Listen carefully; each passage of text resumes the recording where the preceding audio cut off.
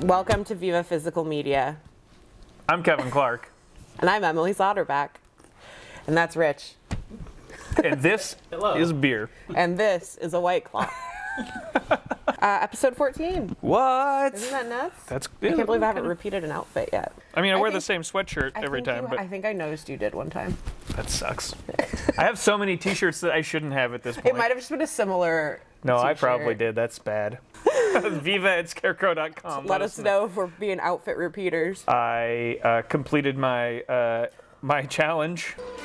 Kevin, I want to play a game. You say you want to watch and rank all the Saw films, but you've been avoiding it. Reach inside yourself to accept your destiny.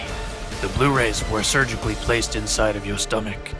You have 2 weeks. Oh wait, So- I forgot. So later in the episode, okay. a little bit, I'll be going through that. I escaped the Yeah, you're here. You're still escaped here. the trap that was set for me by some strange deep-voiced man on a tape recorder. It's definitely and I was able to make it all the way through all the Saw movies. I'll be doing my definitive ranking of the Saw movies. I was gonna rewatch Jigsaw beforehand so I could refresh myself, but I just didn't. That's okay. I did review my rankings though, and I could let you know what I think as well. Okay, cool. Well, we'll talk about that later. We'll be talking. We'll be ranking the Saw movies. I finally kind of got over my hump of watching a bunch of bad movies, but now, like I feel like a lot of the movies I've randomly picked just kind of like veer into like uncomfortable like 80s, 90s like softcore rapey vibe that I'm not okay with. Right. And so now I was like, well, how many more movies of like this I'm gonna watch? Like, I don't know. so hopefully the next batch, I just rented a bunch more today, is not that. You were just trapped in like a weird subgenre basement. It's like when I was watching the Saw movies a It's little just bit. like that. Maybe It's a jigsaw trap of some Maybe it sort. was to balance it out, but it's also making me just dig through my Letterboxd watch list, and Yeah. I'm like, you know what? I haven't seen Tokyo Story yet, and I'm sure that's gonna be fine. Yeah, if not great. Tokyo Story is a great movie. It's so Sometimes I go and I organize my watch list by like highest average rating, and then I just knock that first one off. You know. yeah. Are you going to watch Tokyo Story then? I rented it. Nice. Okay, cool. Well, maybe we'll hear about Tokyo Story next time. Maybe. Oh, I got to take care of a few corrections up front. Corrections corner. Yeah, corrections corner, because on the last episode, on our Mailbag episode, I said my friend Travis. I said my friend Travis is not watching this, yeah. and he posted on Twitter that I was watching. So I did see I that. apologize publicly, Travis, for saying you weren't watching. Watch, he's not Although I watching don't know if again. you're watching this He's probably one. not even gonna watch again. I don't know if you're fucking watching it now. And also, it was pointed out to me by my girlfriend when I did the Treme segment that I was very excited about doing, that I didn't talk about how amazing the music is in Treme at all, and how half the show is about like the great music, Like live music? in New Orleans. Yeah, live music and stuff. So here's a little taste. I found my thrill on Blueberry Hill. Love, love, love, oh, careless love, yeah. Sunday, hey there, mama. Sunday, go tell your papa. Sunday, Indians coming. Sunday, nobody's gonna give me the water on my crown. Going, like the swamp that used to be.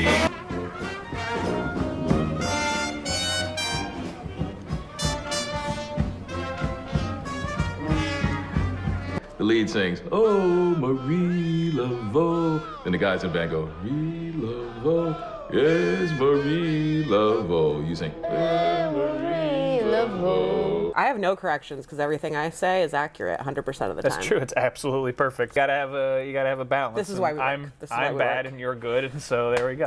No, I wanted to call out Sarah for last week for the Bad Movies Friday night Bad Movies thing, because She said she was gonna watch a couple of those Yeah. this coming, which would be tomorrow, which is in the past now when you watch this video. what I'm gonna do right now is gonna freak you out, because it's gonna be a little bit of time shit, travel for us. Well, I'm gonna post. Buckle up. I'm gonna post the movies. I'm gonna post on the screen the movies that she watched Okay. that were recommended by us. And then you should watch them too. Here they are. Wow. What? I can't believe it was those ones. Those are cool ones. Weird. All right, cool. Yeah. Well, hopefully that worked out. Let's do it. You want to do our mailbag? Mailbag? Mailbag. Mailbag. So we got one new question today. VIVA@scarecrow.com. There's nothing that makes me feel more excited than when I mosey over to the little Outlook bookmark that I have on my browser, and I see we have a new message. But we got a question from Corey Brewer, whose name you might remember from the Psychotronic Room. He's the guy who watched all of the Giallos in the Giallo section. If you go onto our telethon video from September, he ran through all of them. Yeah. On that, sitting in front of this cool fake fireplace. But he was asking about our director's section. Directors lose sections. Sometimes people gain a section. And so he was asking specifically if any directors had their sections revoked, and what the last straw was. Anyone currently on thin ice? As long as I've been here in 8 years, I don't think anyone's lost a director's section. I've been working here for about 19 years now. And since I've been here, there have been some directors that have lost sections pretty early on and off and on. But there wasn't any kind of debate about it. There used to be a thing where everybody would get together and it would be like a round table yelling match about who should keep and who should lose sections or whatever. That stopped when I started working here, and mostly it's been left up to whoever is the inventory manager. They would kind of get to decide who lives and dies in the director's section. Right now, as was pointed out by Mark, I talked to him earlier, and he was saying, like, well, right now we're not trying to lose any directors, we're kind of just trying to build it up more. But some of the people that have lost sections here, and both of these two lost their sections after I started working here, were Kevin Smith and Gregor Rocky both had sections when I started here. And both What of was them, Matt just like, Gregor Rocky sucks? No, Matt wasn't here when they lost their section. Okay. They both lost their section, according to Brian, who is now the inventory manager. He puts it nicely, they fell out of favor. Kevin Smith, I think, lost his section, and he's not going to gain it back until he publicly apologizes for Yoga Hosers. Gregor Rocky, I've never seen any of his movies, so I don't know. I know you're a fan. I used to really love Gregor Rocky's films. I haven't seen any in a long time, but Doom Generation was one of my favorites, and I remember my first staff picks here. When I got hired, I put Doom Generation, and Matt gave me shit for it. I know we're friends. But Doom Generation rules. Catherine Bigelow had a section when I started here. Oh, and this was pre Hurt Locker, and she hadn't done a movie in a while, and she lost her section. And then it took some begging and pleading to get her a section back after she'd won an Academy Award for Best Director. This is the only woman who's won an Academy Award for Best Director.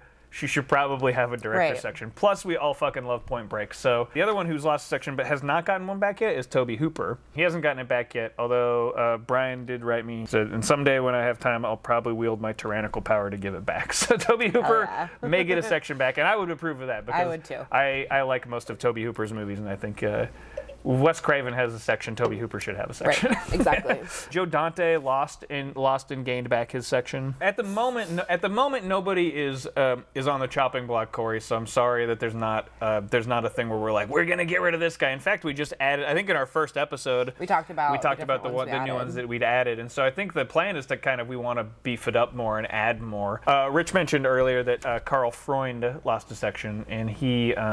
What did he do? Yeah, he did Mad Love. Oh yeah, Mad Love. And a few other movies in the 40s and late 30s, but he just didn't have enough movies. Right. So there's been a rule here, and when I started, the rule was a rule of 3. So you had to have a director had to have 3 movies before they got a section. I think Noah Baumbach should have a section. I would ask Brian. So yeah, you know who to ask. And then at some point it went up to 4. There were some people that were kind of in the running to get a section for a long time, and then kind of lost it just because we don't like them anymore. And I'm not going to mention names, I guess. Yeah, I know. Make the rules. We make the rules here. And so in our house. I don't know if that answers your question. It's not as mean as I think you were hoping the answer would be. Yeah, because to be honest, I feel like 80% of directors are shitty people, probably. There's a method to the madness somewhere in there. So yeah. Anyway, everybody come check out our director section when we're open again. We have a special guest apparently. Look who it is. It's that creepy puppet from the fucking Saw movies. His name is Billy. I just watched all of them and I didn't know that. Yeah, I love this doll, this gross doll that's just it used to sit in the psychotronic room. But there's no window There's no now. window anymore, so it just sits in the back. But anyways, love this guy. And he's here for the right reason. So a while ago, I watched and ranked all of the Final Destination movies, and I had a great time with those ones. I think that is a super fun franchise, and I highly recommend it again. Yeah. But the Saw movies are like that, like it's those movies and like the Hostel movies that like where they coined the term torture porn. The post 9/11 trauma response, right. basically. So I finally bit the bullet and was like, all right, I'm gonna watch all 7 Saw movies. Later found out it was 8 and was like a little taken aback for a second, but I'm like, all right, well, I'm already doing it. So I watched all 8 Saw movies. So Saws 1 through 7 and Jigsaw. And so now I'm gonna rank them. And this is the definitive ranking of the Saw movies. Yes. As a series, I would totally recommend it, but only if you're going to watch all of them, because I think that's what worked best for me. It's one of the only horror series I've ever seen that has like this twisty ongoing narrative. It's honestly like a soap opera. It reminded me of like a daytime soap opera or something where it's like, and now here's this twist that is ridiculous and out of nowhere. Saw was the first horror movie that made me cry. I was 13 or 14 when I watched it. And I remember it was in the basement of my parents' house, which was my house at the time.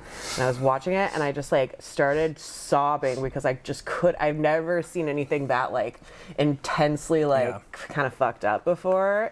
I find that the directing style of about half the Saw movies can generously be described as irritating to look at and listen to. So it took a couple installments for me to really get on board. I like the premise of the series. It doesn't even, it's like looping back on itself, so it like keeps creating the Jigsaw monster, the killer.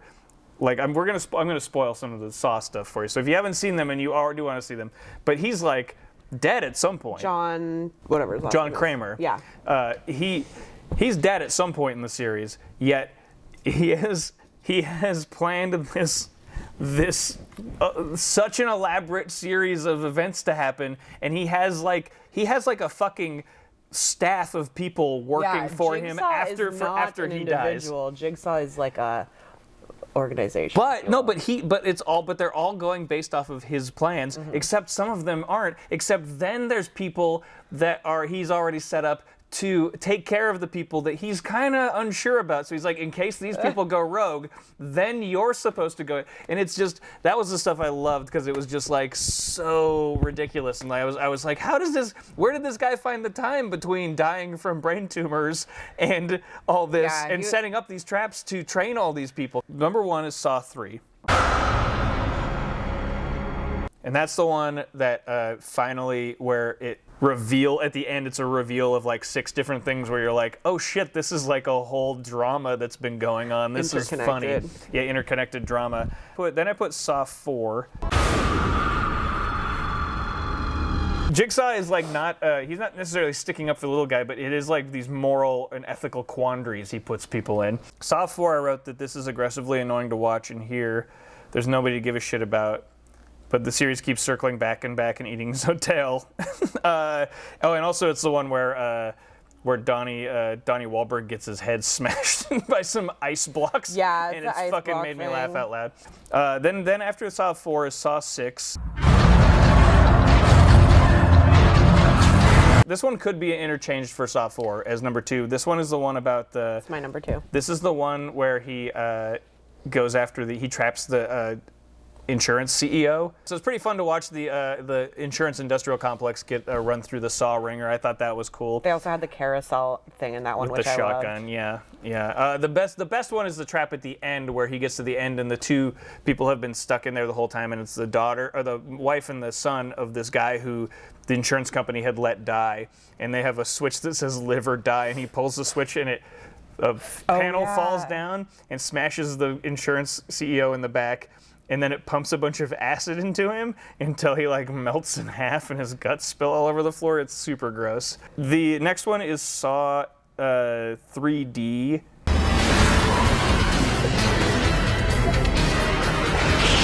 I saw that in which theaters. is Saw the final chapter. It has a good beginning because it starts with reintroducing Carrie Elwes, and it's like a great example of how this series goes like back and goes, oh, but then this was happening too, because it's happening at the same time as a different part of the drama was also happening or something. Everything in the whole series, except for Jigsaw, which takes place like 10 years later, seems to take place within like maybe a month or something. Like it all feels like it takes place within this very short period of time. But like I really liked that aspect of it, because then Carrie Elwes is in it, and then he comes back at the end, and it turns out that like he's also like he was saved because he passed Jigsaw's test, and then Jigsaw saved him and then gave him a new foot and like trained him and taught him the ways. Yeah, because if you pass, because same with that girl, whatever her name was, because she passed the bear trap. Also, the story, it's taken from that Million Little Pieces guy, if you guys remember that, when he was on Oprah.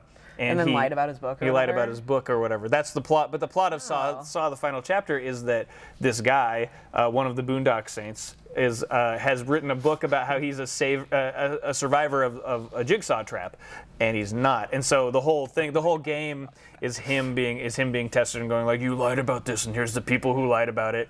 As horror fans, here's these like gross traps he's got them set in, and part of you is like, I want them to succeed and then not get their heads exploded or their necks torn off or their arms ripped from their bodies or whatever. Yeah. So you want that a little bit. And the other part is like that there's this elaborate trap that's been set up, and you're like, well, I want to see what happens when that goes off. And in most of the cases in this series, it does a good job of giving you both, where it goes like, well, you did it, but the key, you didn't quite get the lock unlocked at the same time. So this guy's head still got twisted all the way around and off. Number 5 is the original Saw. I didn't put it top. I think it's okay. It's the most okay of them, and it sets up the whole thing. And it's pretty good, but I think they got better once they got sillier. And then the next one's Saw 5.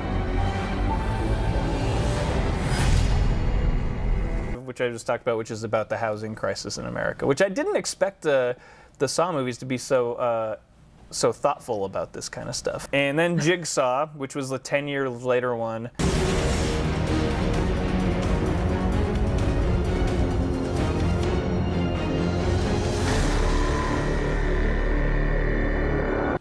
Falling apart. It's not toothless. There's still some fucking gory traps where people get like spiraled into little pieces and stuff. The filmmakers actually admitted that they were like, we're pulling back from it being like the torture porn thing, which Saw the final chapter is actually probably the nastiest one out of them, gore-wise. And so it's like, I guess I can see what you're doing, because I think they were trying to bring in a new audience, but it's also like, guys, this is what we're watching this for. Plus, like, so for most of it, I'm like, I don't know. And then at the end, it really, like, ties into the whole super drama of the whole thing. And so I was, like, back on board. In very last place is Saw 2, which I just hated. Felt like the most sequel-y one of them, where it was like, shit, that was a hit? Okay, well, what do we do? Yeah. It's got, like, a bunch of awful people trapped in a room, and you don't like any of them, and you're just waiting for all of them to get killed. Yeah, it's just like this cop, and I don't know. It had Donnie Wahlberg was like the hero, and he's like seriously like a poor man's Mark Wahlberg in almost every way, at least in these, But I did like how they kept bringing him back, like you think he's dead, and then nope, he's not dead, and then you go, now he's dead, and then you're like, no, he's still not dead. Now he's attached to a different trap. So I did enjoy later on when he kept being brought back, because he'd been like left for dead. Yeah. Let's talk about some favorite deaths. One of my favorite is when, in order to get the key, she has to put her arms into the glass thing, and then she can't pull them back out because of the like razors. The needle pit is a classic. That's gross. The reverse bear trap. Oh, right. Trap on the face. Yeah, that's pretty nasty. That was the only part. I actually was a little bummed when it went off on Jigsaw's wife at the end of the series, because I was kind of like rooting for her, because I didn't like Mandalore, who's like takes over as the villain for a couple. So he's like the bad cop. So. And I'm looking forward to the next installment. You know what? I gotta say I am too now. I hope they make Saw movies I'll until I'm definitely dead. go watch it. So even though it wasn't my favorite, I'm happy I watched it. So thanks whoever sewed all those Blu-rays into my stomach.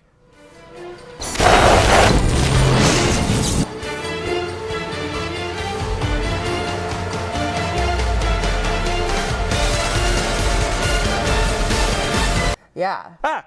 Jesus. Oh, I didn't see him there. You like our new co-host? Moving on from the silly soap opera horrors of the Saw movies to my first pick, which is Peter Bogdanovich's first movie, Targets, which is more of a realistic horror movie. I wouldn't even call it really a horror movie, although I think Peter Bogdanovich classifies it as that when he talks about it a little, because it's more of a thriller. But it is about a active shooter, I guess, a mass shooter. Targets is based on Charles Whitman, sort of the first mass shooter in American history. You know what? It's good that you forget his name, because we should focus more on the victims anyways in our society. Yeah, it's true. This movie is about like a plain old white toast white dude who basically had a bad day and decides to shoot a bunch of people. It mirrors what actually happened to Whitman. So Whitman killed his mom and placed her on the bed. So a lot of that stuff is like very similar to what happened. That stuff's all very matter of fact, and it's very cold, and it's meant that way. It's very clinical. It's weird because I think at the time when this came out, it was more of a, I don't know, I think people felt it was more sensationalistic or something, probably in 1968, and they were kind of like, whoa, okay, yeah, really though? Because they haven't seen the news in the 2000s. And now you watch it and it's like, boy, I mean, I don't know what will have happened by the time this is up next week. Since we shot our last episode, there were like 2. So it actually speaks to now more than it did then in a lot of ways. It's very well done. It's Peter Bogdanovich's first movie, and he was coming from like just being a critic and like being a guy who interviewed a lot of filmmakers, and so he kind of just absorbed all this filmmaking knowledge. I would say he's the closest like to Quentin Tarantino of all the like 70s guys, even though their like chosen genres are entirely different, but the way that they sort of absorb and remix. If you watch Once Upon a Time in Hollywood and watch this movie right after, there's a lot of like stuff where you're like, oh, I don't think he's taking it from exactly, but there's a driving scene in particular, and the radio stuff in it where he's driving and he drives past this drive-in, and it's really reminiscent of the scene where Cliff Booth drives home. The drive-in becomes an important thing because that's where this guy ends up murdering a bunch of people at this drive-in. But it's also where the two storylines come together. I've only been talking about one storyline. The other storyline is Boris Karloff in probably his best performance of his career as like this old actor who is basically like promoting this movie that he's like, this is a terrible movie. I don't like this movie. I'm an antique, out of date. All right, what are you going to do? Plant roses? Actors don't retire.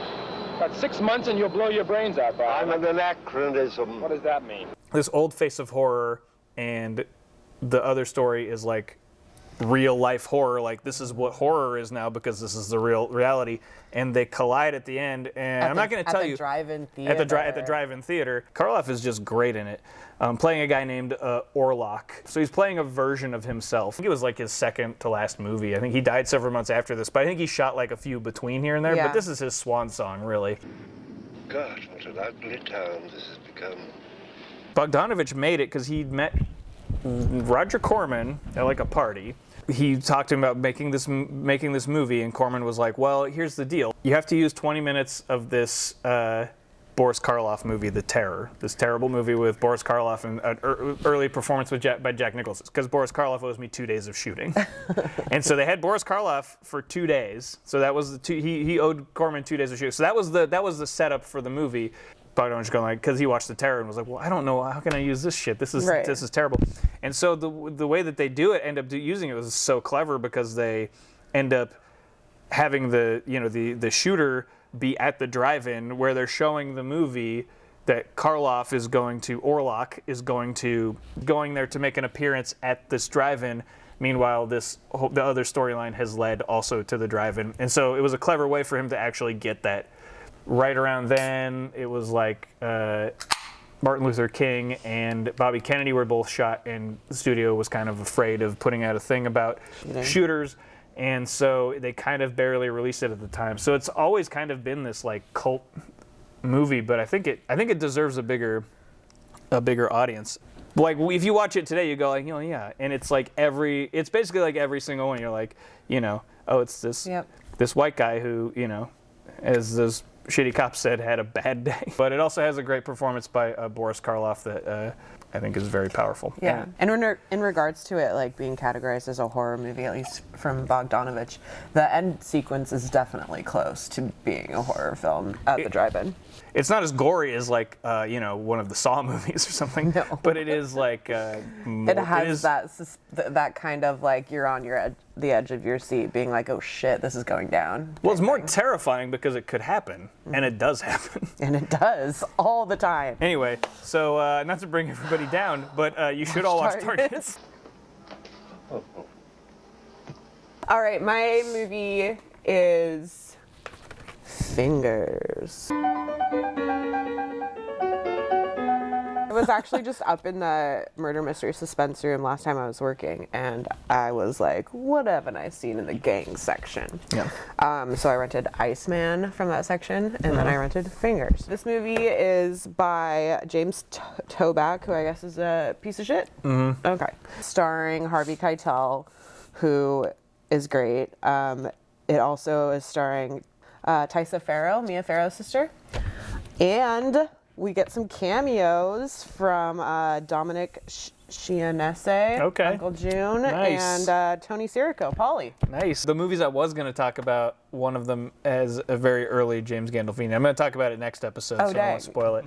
But it is funny because I was like, well, we won't be talking about The Sopranos this episode. We can't stop. But we can't stop. We literally cannot stop. This movie came out in 1978. Harvey Keitel is a pianist. He's super good at the piano. His mother was a famous pianist, and she is now in a kind of a psychiatric ward. And his father is a loan shark for big time mob guys, basically. He is kind of torn between playing piano and being professional at that, and then also being kind of tugged in the wayside of being involved in the mafia and being involved in being a debt collector for these big time hooligan type people.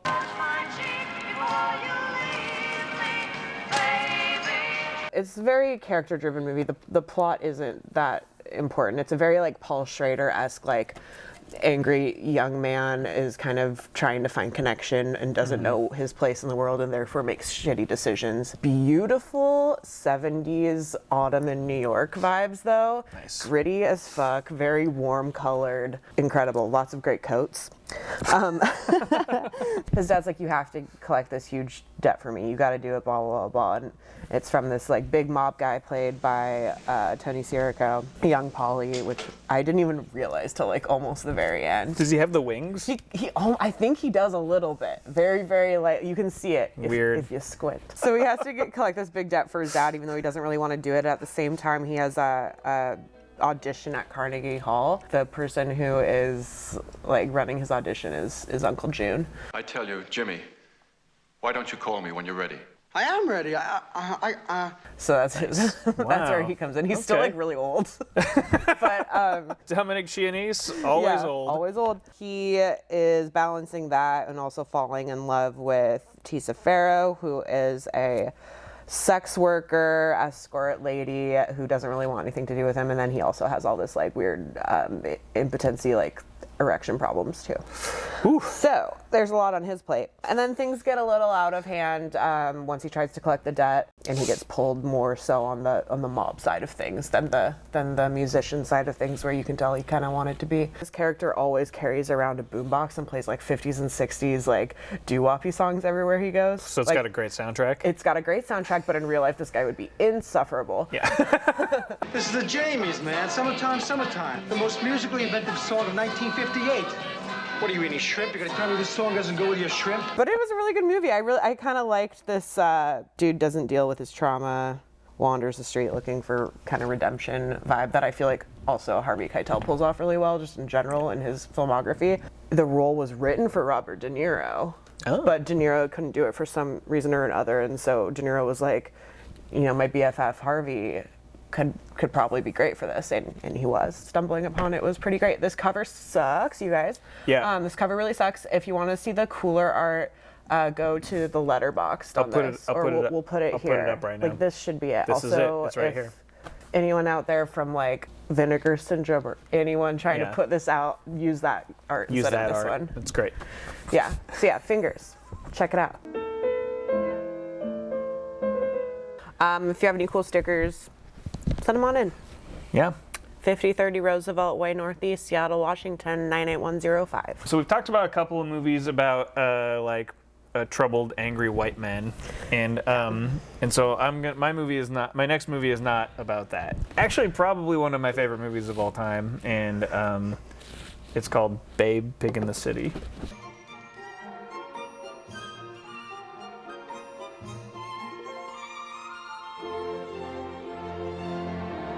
Initially, I had two other movies that I was going to talk about. Didn't have time to watch them, so I moved on to Targets. Well, that'll be a good to do Babe, Pig in the City, you know, to give a good balance to my picks. It works out with Targets too. The first Babe, I think, is just a fucking charming movie. Just like, give it a watch. You should watch Babe before you watch this. Maram you, babies. Baram you.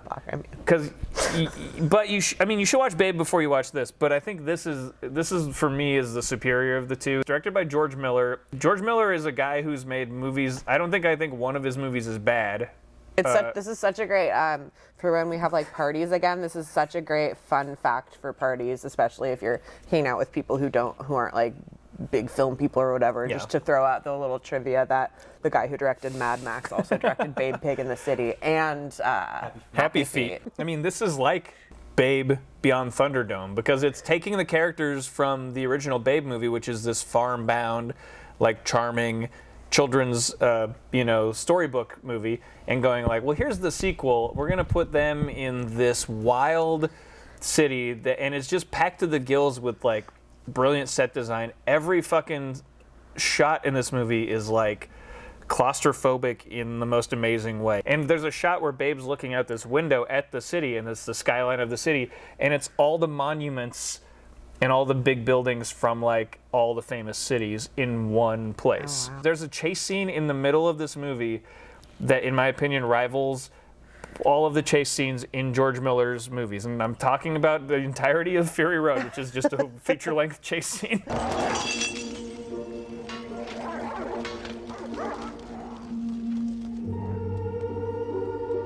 So it's the kind of movie where I'm like, if you can watch this and not get choked up, I don't know if I trust you. Because if you can watch this and not get a little choked up when Fleelick is very briefly in dog heaven, I don't know if we can be friends. Just you saying the words dog heaven got me a little choked up.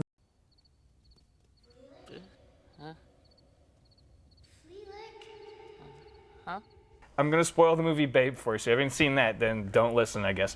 Babe, in the movie Babe, is like a pig, and he's born on this farm, and he becomes a sheep pig by the end. He like realized, he's like, I want to herd sheep. I'm not going to be a pig, which is dinner. I'm going to herd sheep. And he learns how to herd sheep, and he's a champion at the end.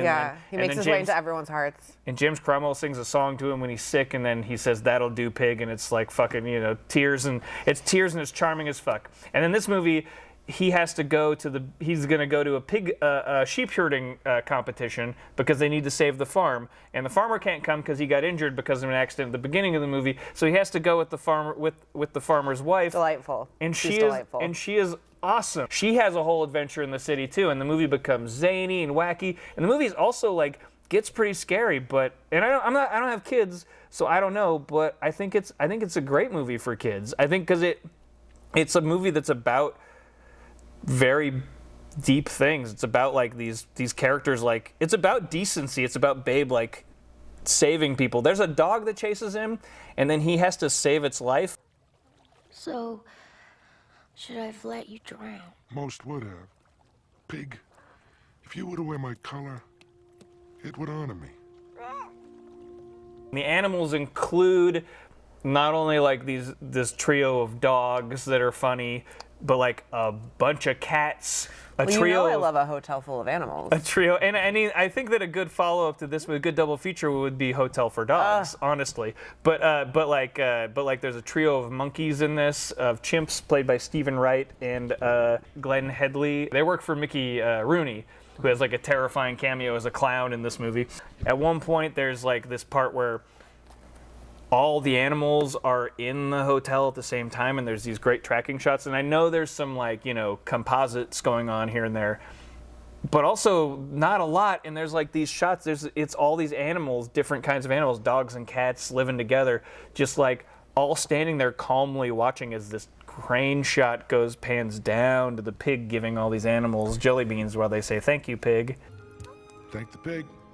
Thank you, little thingy. I remember seeing it in the theater, and I remember when my friend Will, who works here, when we went to see it in the theater, You like guys 1999. together. Well, we've been friends since like junior high. I love it. So we went and saw Babe Pig in the City because we'd heard it was great, and I remember the girl that was working at the movie theater was like, "Are you sure?"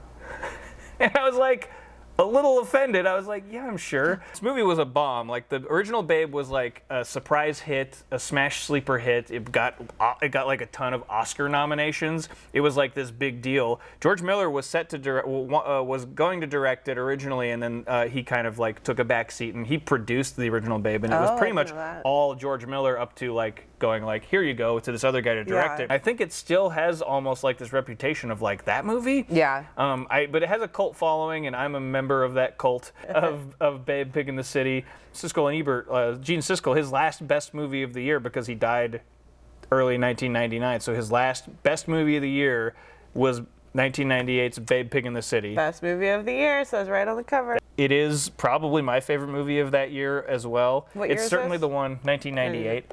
It's certainly the movie from 1998 that I've gone back to the most. All you babes should watch Babe Pig in the City. If I had words, I'd sing a day for you. La la la la la la. The next movie I'm talking about is called Never Let Go. Johnny comes bouncing home with a ball behind when. Have you seen this? I haven't. All right, so this is directed by John Gearman. I think that's how you say his name. He also directed a movie called Rapture that I saw this year that it like instantly flew to one of my favorite I haven't movies seen that ever. either. I watched another movie of his. Beautiful. Called Guns at Batasi. So this is the second movie I've seen by this guy, but apparently his movies are great. Never Let Go, 1960.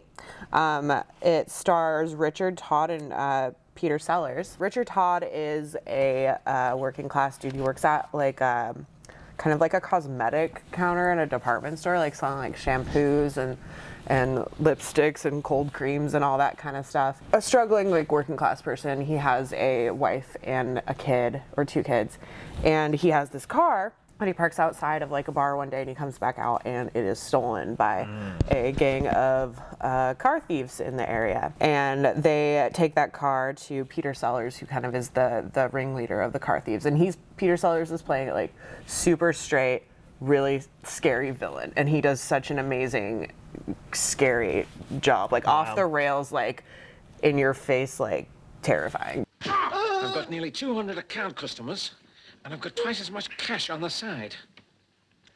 Why? Because I've learned that money makes money, Tommy boy. So because Richard Todd didn't have insurance, or he was still making payments on the car, the police are like, well, we can't really like do anything about it, which I don't know how that actually works, but that's how it worked back then. And they're like, well, sorry, like if you actually see your car and you can prove it's your car, blah, blah, blah. And he's like, well, I know who did it. It's this gang. And no one really believes him. So this movie is Richard Todd being like, I need to get my car back, and I'm going to stop at nothing to prove that these hooligans got my car. And like they have it in their garage. His wife is like, it's just a car. Like we're getting sucked into this thing that's a lot larger than what it needs to be. And he's like, it's not just a car. It's like me working. It's like a signifier of me working hard to get us where we are. Like, whereas she's like, you're putting all of our lives at risk. And he's like, I'm actually gonna stop at nothing to get my car back. It ends with this amazing showdown between him and Peter Sellers that is incredible and like weirdly violent. It takes place in a car shop, like a kind of like a chop shop type vibe. They basically use every tool in this garage during this like very violent like duel.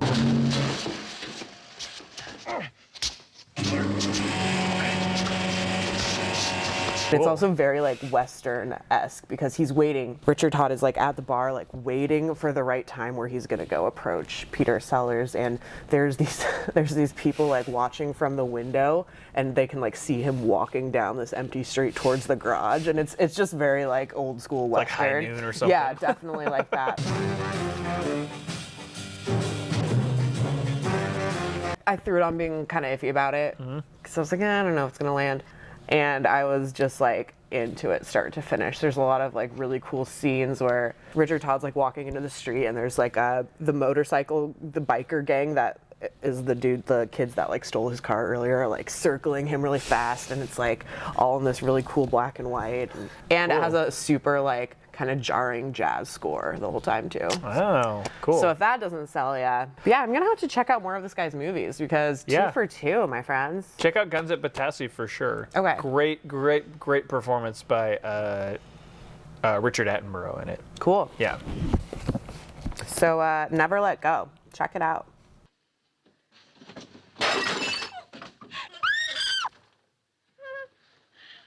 There was one thing I wanted to mention in my Babe Pig in the City review, and I forgot to read it's my most popular review on Letterboxd is actually my review of Babe Pig in the City, and it's a quote from the movie. It says, "A murderous shadow lies hard across my soul," is a thing a dog says to a pig in this movie. These kind of sincere, crazy, ambitious follies are few and far between. They need to be treasured.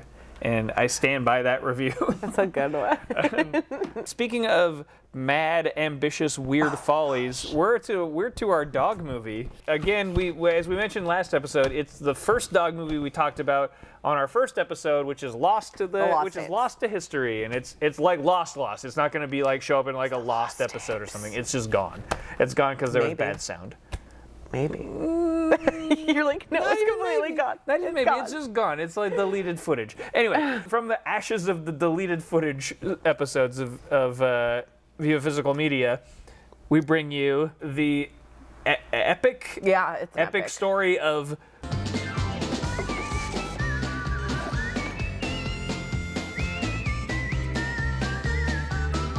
boy. Look how cool this guy is. This movie is wacky, outrageous, tonally all over the place. At first I was like, oh God, I don't want to rewatch this. And then as I was watching it, I was like, this movie is so weird and I'm having a great time. I found like, I was like not the opposite, but I was like, this movie is so weird and it just wasn't clicking with me. But I mean, I'm definitely not going to watch Bingo again. So this footage better stay found. This is one of those movies where there's like a million different little stories because Bingo, as he's going on this event, this is like Pee-wee's Big Adventure, but Bingo. It's got a weird tone because it has the same cartoonish tone as Pee-wee's Big Adventure. Oh, but what a double feature though. It also has this weird heart that doesn't quite work. Got like this family in it that is like just utter assholes to this. They're like the family from Matilda. Yeah, but they're just shitty to this main kid, and it's kind of funny, but then it's like, is this supposed to be so funny? But Bingo... Also, isn't that guy too old for football? No, I think he's okay for football. He's a kicker. I don't know. He just looked old, and I guess football guys. I mean, he is in the movie. It is a joke how he's getting traded to a bunch of different teams because at the beginning they're at the Broncos, and then he gets traded to Green Bay. But then he's 8 for 8 at Green Bay. Anyways, I just remember the kid saying that when he was kidnapped, and he's like, my dad's 8 for 8 in Green Bay. Bingo is a circus dog. We see him start out, he's at the circus. I don't know what he does there specifically, but at this particular moment, he just works there for the people. He's not a performer. He works for the people who have the fancy poodles who do tricks. Yeah, these fancy poodles, 3 of the fancy poodles, I looked back at my old Letterboxd review and then remembered the fancy poodles' names, which I love, are Lauren, Betty, and Marilyn, after Lauren Bacall, Betty Grable, and Marilyn Monroe, who are the 3 leads in How to Marry a Millionaire. These poodles they jump through rings of fire and wear cute little outfits, and one of the poodles gets hurt, so Bingo has to step in. Even though it's like, you didn't train him for this, you're just expecting him to jump through a ring of fire, and you also don't know that Bingo has a certain PTSD when it comes to fire, because when he was a puppy, the pet shop caught on fire and his mother died. And that's another weird Pee-wee's Big Adventure oh my God. connection. Is this supposed to be the same pet shop as in Pee-wee's Big Adventure? What if it was? animals. I mean, presumably when you watch Pee-wee's Big Adventure, all those pets were saved Remember by when he Pee-wee got or the whatever. snakes? But what if Pee-wee missed some? And what if Pee-wee missed some, meaning that it missed Bingo's mom, Taffy? So this is the second dog movie in a row with a huge dog tombstone in it, because when we get this flashback of, I almost called him Pee-wee, when we get this flashback of Bingo in the pet store, we also see a flashback of him as a puppy at his mother's grave, and there's a big statue of his mother, the dog, and then a tombstone that says Taffy, beloved mother. And then his mom died in I that guess fire. he got sold to a fucking circus, but they built that monument for his dead mom dog. It's very weird. He can't jump through that fiery hoop. It's giving him too many. No, he runs away. It's triggering him, so he runs away. He runs away from it, and then the girl is like to her boyfriend, who is the ringleader or whatever, is like, you can't blame him, he was scared of fire, and then the ringleader was like, let's shoot him. I'm gonna shoot him. And then we are introduced to our main little boy character, whose name is Chucky. Not to be confused with his older brother, whose name is Chicky. Chucky is trying to keep up with his older brother's friends on this bike, and he can't make the jump or whatever. And his older brother and his friends leave him, and then he tries to make a jump, and he just face plants in this like creek. He gets like knocked out, and his brother leaves him behind. But luckily, Bingo was there, and he drags him out of the river, and then he and he also takes off all his clothes and hangs them up on the clothesline. Yep, and then the kid wakes up naked. He's like, "Oh my, this is weird." And then he's like, "I love you, dog. You're my dog now, but I can't have a dog." He sees a collar that says Bingo, and so he's like, "You're my dog." Good girl. And then he looks at the dog and goes, "Oh boy, sorry." And it's funny because the dog actor, whose real name is Bingo, is a girl. This kid goes back to his terrible family, and they're like, who's been eating all my cold cream? Because Bingo loves eating cold cream. It's this wacky family. They're obsessed with football, and they are going to be moving because he gets traded to the Green Bay Packers, so they're going to be moving to Wisconsin. Dude can't find Bingo anywhere. It's because Bingo is making love with this Cocker Spaniel. He brings over a bottle of champagne, which he drinks, and he has a romantic night with his Cocker Spaniel, and then he misses the moving date. The kid's like, Bingo! And then Bingo's running, but he can't catch up, and then he's in the middle of traffic, and this cop is like, okay, what's causing all the commotion? And he goes up to Bingo and he's like, have you been drinking? I smell champagne on your breath. And then gives Bingo a DUI test where he has to walk a straight line. I loved it. The main bit of this movie is he has to try to find his kid. Luckily, the kid, Chucky, is making his parents pull over so that he could pee at every like telephone pole, so that the Bingo will, find him, I guess. And it works. Bingo's following him. The whole movie is just like one thing after another. Bingo ends up at like a they're at like they stop at like a trucker food stop. The family stops at like 21 styles of hot dogs. It's like a barbecue hot dog place. It looks like a cool place until you see what's inside, which is that these guys are making hot dogs out of actual dogs that they've kidnapped. Which is like, really? This is happening right now? The kid sees it and he passes out, and then it cuts to them in the car driving away, and the dad is like, "Oh, the hot dogs are pretty good. You know, in France they eat horses or whatever." But then Bingo ends up there, and he ends up like freeing all the other dogs that are held captive by the barbecue people. Bingo ends up driving a truck with the bad, evil hot dog people. The dogs are all pushing him to get it started, and then he drives away. Somehow Bingo meets these two guys who are in an RV, and then you realize they have a family held hostage, and Bingo is like becoming friends with like the taller, dopier guy, aptly named Lenny, who you might remember from Wayne's World as the guy who's like Rob Lowe's second in command. Eventually Bingo foils their plan and saves the family that is held for ransom. The kid sees him on the news, and it's like, the dog saves his family, and then he's like, oh, I'm sad because Bingo was my dog, but now he's got a new family, and the little girls dress him up like a doll. Like a baby, and then one of the little girls is like, he doesn't like playing baby, and then Bingo has like a pacifier. So right away, he gets served a subpoena. To go to court.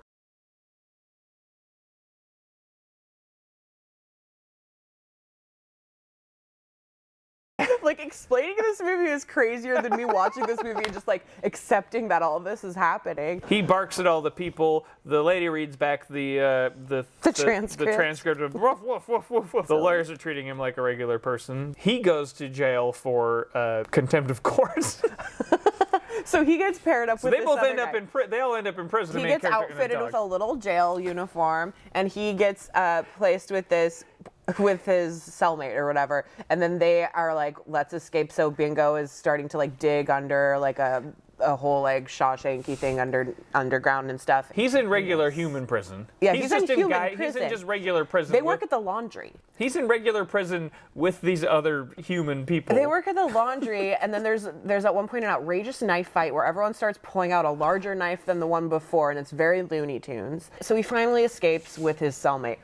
Keep in mind, we don't know what the cellmate's in for. This dude could be like a pedophile, murderer, anything like that. I really get like a Steve Buscemi in Con Air vibe from this guy. These guys somehow escape or get out of prison. Oh yeah, and these criminals are like, you know what? I know everything else is going on in the world, but the number one thing we need to do is find that dog that got us into prison. Yeah, they find a Bingo. At one point, Bingo works at a restaurant, and like he's oh yeah, he's the assistant. He's eating dishwasher. garbage. He's eating garbage out of the back. And the guy goes, "You can't eat my food unless you pay for it." And then it cuts, and he's inside, and he's like, "Here, you're gonna be the assistant dishwasher." Yeah, and he starts licking the plates. The dishwasher is the one who turns Bingo into the criminals. He's working over at the diner as the assistant dishwasher because he doesn't want him to take his job. At some point, the little kid sees the criminals, and they've snatched Bingo. And he's like, "Bingo! Oh my gosh!" Bingo gets away. The criminals snatch the kid, and the kid's in the car, and he's like, when my dad finds out about this, like, he's gonna kick your ass. And the guy's like, well, yeah, him and what army? And he's like, the starting lineup of the Green Bay Packers. And he's like, oh shit, like, your dad's blah, blah, blah, blah, blah. Let's hold you hostage so we get a little more money. So they take him to a warehouse. There's bomb involved. There's an elaborate plan of where they're holding him hostage, and it's to fix the game. Because he's the kicker for the Green Bay Packers. Yeah, they tell him to miss every field goal. So that the Packers lose, so that they win the money. He doesn't want to do it. And he doesn't want to do it. He actually asked his coach, he's like, what's more important, family or football? And the coach is like, this game's my life. Their entire house is interior decorated, all Green Bay Packers. They have like a stained glass, like one of those, I think they're called like swag light type things, and it's just like Green Bay Packers. Their doors are like yellow and green, everything. But like, so the kid's kidnapped. Bingo's trying to save him. There's a bomb involved. Yeah, Bingo is first Bingo like brings his hat to the house, to the family house, to like signify that he's in there, and everyone's like, what? Like, go away. And then he like brings a t-shirt next. So eventually then like it all gets wrapped up. The dad keeps missing his field goals, but then like they say they got it under control so he can make like one or something. Yeah, he makes a field goal. They save the kid. Bingo like runs the bomb down to the like pier, and then you see like an explosion in the distance. God, there's lots of piers in our dog movies. Oh no, lots of docks and piers. There are. So the kid wakes up and he's like, he's like goes out into the hallway and there's a bunch of dogs. And he's like, Mom. It's all the dogs. It's all the dogs that were saved from the hot dog. He goes, Mom, where are all these dogs? Those are Bingo's friends, honey. They've been here all night. Like she fucking knows. Oh my God, I'm gonna start crying. But and then those are Bingo's friends, honey. Like whatever. And then he like goes and he like cautiously looks into another room, and Bingo is like. Bingo's in a human hospital bed. He's a person. With his arms in casts. All of a sudden, you notice that the hospital is filled with every character that was ever in this movie, including the criminals. Including the criminals. But also the like people who were making dogs into hot dogs. The circus people that were shooting at Bingo at the beginning. All the bad guys from the movie. And they're all every like character from the movie is in this hospital room. They're all solemnly looking at Bingo. At first they're like, is he going to be okay? And they're like, he's going to be fine. And then he's like, can we keep him? And then everyone kind of goes, And the dad goes, everyone, you see the whole cast of the movie look at the dad like, Dad goes, Sure, son. Just as soon as we have him neutered. Like a circle wipe. Yep. And that's the end of Bingo. The end. The movie. This movie is so outrageous. Bingo, like what is all this stuff happening? Well, it's the director of it is Matthew Robbins. Legend of Billie Jean. Legend of Billie Jean is the most Battery's my Not favorite. Battery's Not Included. Dragon Slayer. There was gonna be a sequel to Bingo, called Bingo's Big Fix. Couldn't get funded because this didn't make enough money in the box office. As delightful and weird as it sounds, and it is, and it's totally totally recommend seeking it out and watching it Me because too. it is a bizarre movie. But it doesn't. outrageous. It's like tonally How so do you all market over the place. it, you know? Like, That's why the cover is literally just his face with sunglasses on, because they're like, well, what the fuck do we put on here? Sophisticated enough for adults, charming enough for kids, and wacky enough for everyone. And that's my problem with it a little bit, is that it's too many things. It's a lot of things. It's too many things. And I respect it for that, but I also understand that it's a little hard to hold on to. There's this article that I read a few things. That's where I got the fact that the dog's real name is Bingo. Also, it's a 3.5-year-old dog is where I got, because I always try to figure out who the dog actors are. But the article was a poor review of this movie. And this article came out in 91, and the title of this article is, "There is a loser of a film, and Bingo is its name-o." Oh no.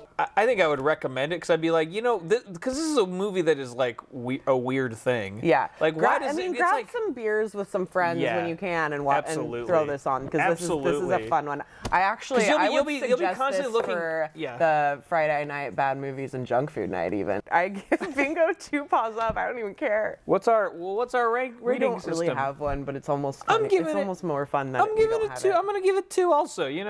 Talking about it makes me like it more. I don't think it's great, but you know what? Fuck it, you should watch this movie. It'll put a smile on your face. It will put a smile on your face. You'll look like this.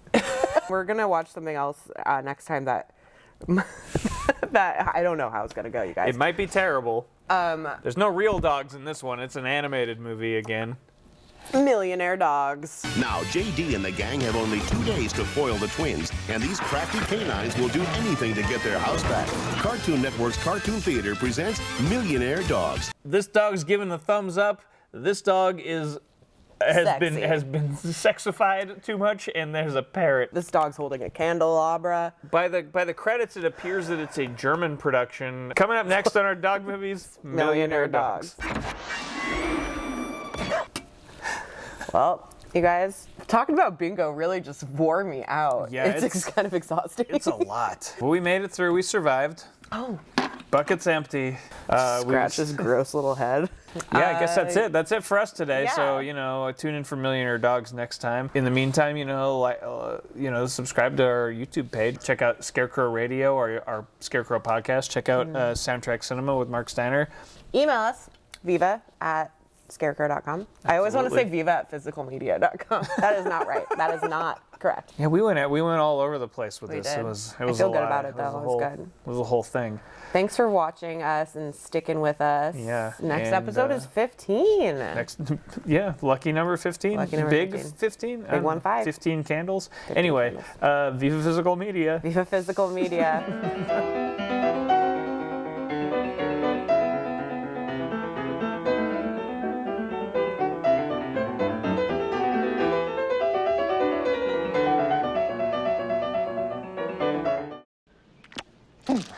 It's a subpoena.